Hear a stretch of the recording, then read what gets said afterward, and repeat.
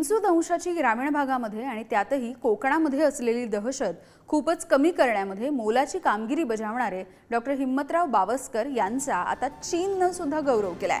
चीनमधल्या नामांकित संशोधन संस्थेतील संशोधकांनी डॉक्टर हिम्मतराव बावस्कर यांना पत्र पाठवलंय। या पत्रामध्ये भारतातील विंचूदंश मृत्यूदर 1% कमी करण्यात डॉक्टर बावस्करांच्या औषध संशोधनाने कामगिरी बजावल्याचा खास गौरव करण्यात आलाय।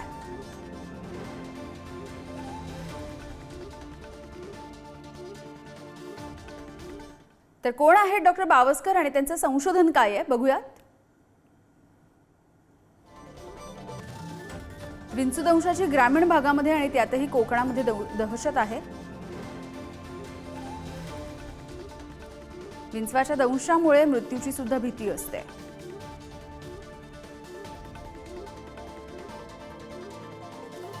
डॉक्टर हिम्मतराव बावस्कर यांनी विंचूदंशावरती औषध शोधलंय।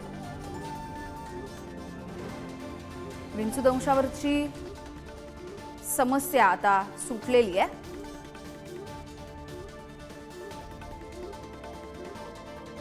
MBBS झाल्यानंतरच्या पहिल्याच नोकरीमध्ये त्यांना विंचूदंशावरती औषध नाही ही समस्या जाणवली होती। लाल रंगाच्या विंचवाचं विष हे जहाल आणि अत्यंत प्राणघातक असं असतं। हृदय कमकुवत, फुफ्फुसांमध्ये पाणी तयार होणं, श्वास थांबणं या सगळ्या गोष्टी होतात आणि रुग्ण दगावतो। तर या सगळ्या समस्या ओळखून बावस्कर यांनी विंचूदंशावरती दीर्घ असं संशोधन केलं आणि ही सगळी निरीक्षणं हाफकिन या संस्थेला त्यांनी पाठवली।